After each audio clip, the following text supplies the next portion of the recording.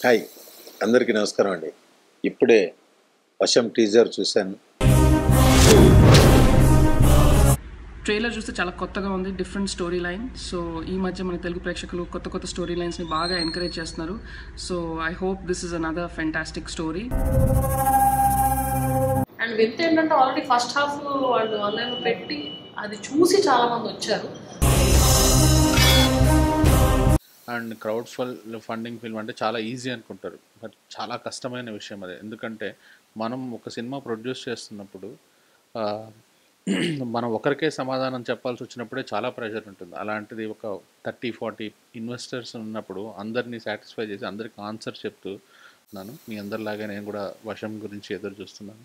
I wish them all the very best and good luck. So wishing the team of వశం all the very best.